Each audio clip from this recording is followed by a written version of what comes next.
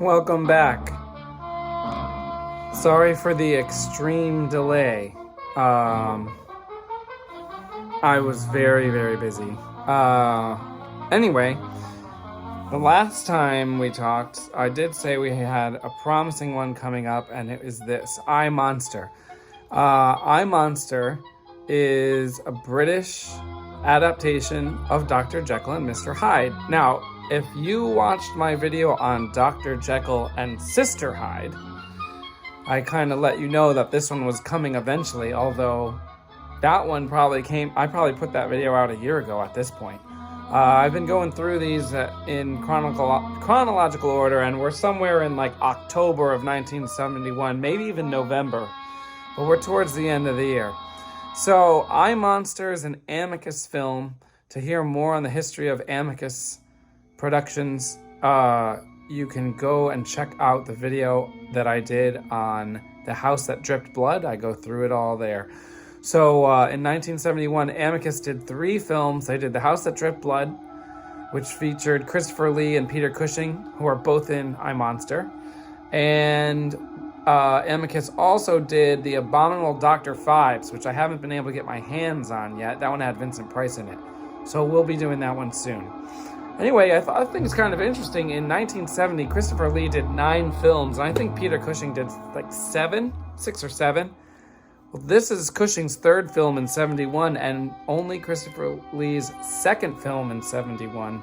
They each did 3 films. Peter Cushing did Twins of Evil and The House That Dripped Blood, and Christopher Lee did The House That Dripped Blood, and then he did one more which came later and is not a horror film. I think it's like a Western revenge film, which is a little bit odd for Christopher Lee to be in a Western, but yeah, so those 2 guys slowed down in 71, which is interesting because horror was ramping up a little bit. There's definitely way more horror in 71 than 70.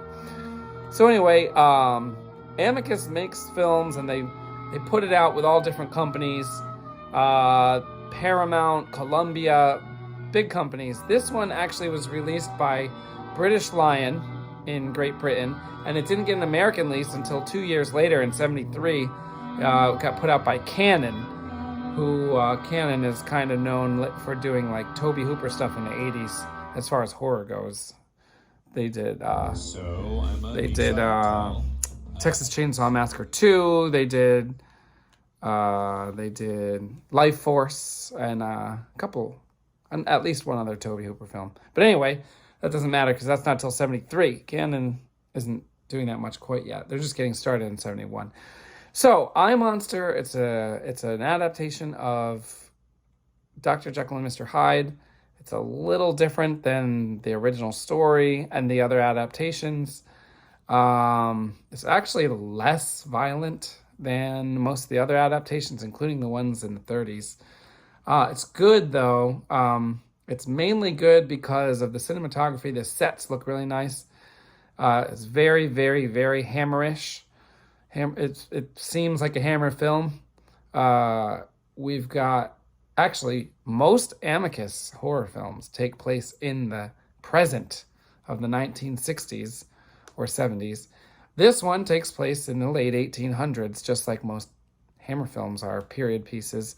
So it feels extra like a Hammer film. It was directed by Stephen Weeks. It was his first film. Written by Milton Subotsky, one of the 2 owners of Amicus. And other than that, it's pretty much just it's a Jekyll and Hyde. The thing that makes it stand out is the fact that Christopher Lee is Jekyll and Hyde, although in the film he's called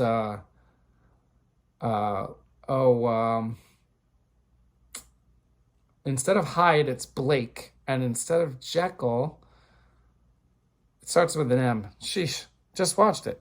Well, it starts with an M. It'll probably come to me later. But anyway, they don't use the names Jekyll and Hyde. I didn't find out exactly why. I assume they didn't get the rights to it, but it's definitely like the story. But yeah, the acting quality is what makes it really good. Cushing and Lee give great performances, and so does Mike Raven. I forgot to mention that Mike Raven is in the film. You may remember we just did a video on Crucible of Horror not too long ago. Crucible of Horror was Mike Raven's like big his like one lead role. He only did 4 movies, all horror. And you may remember, besides Crucible of Horror, he did, I think he did Lust for a Vampire, yeah. Lust for a Vampire. He was not a lead in that, but he was the lead in Crucible of Horror, and he's a very good actor. And he's good in this, although after a while you don't see his character anymore. His character's not in the final third of the movie for no real reason. It just doesn't show up. Peter Cushing plays, so in the original, I think that Jekyll and Hyde Dr. Jekyll has an assistant. There's no assistant in this. He does have a butler. Christopher Lee has a butler. But Peter Cushing plays his friend, colleague, who's basically trying to save him because he thinks that Blake, the Hyde character, has blackmailed and like basically threatened to kill the Jekyll character. There's some pretty decent makeup effects for the Hyde character. He gets grosser as the movie goes on, which kind of is represented by the font here, where the word monster gets grosser, I guess you could say, as it goes on. But yeah, it's pretty well done. It's not super exciting. There's not a lot of violence in it. I think the Blake character kills like 1 person, maybe 2. No, I think he only kills 1 person, and he has a knife fight with another guy. That was the best part. That was one of the most exciting parts of the movie. He has a knife fight with a random like 18-year-old in the streets of London. So that was cool. But yeah, that's all there is on this one. Now, it's summer, and my other work is going to slow way down, so I should have one out every week in the summer. So take a look at those other 2 I mentioned that are related, House That Dripped Blood and Dr. Jekyll and Sister Hyde. And feel free to like and subscribe, and I will see you soon.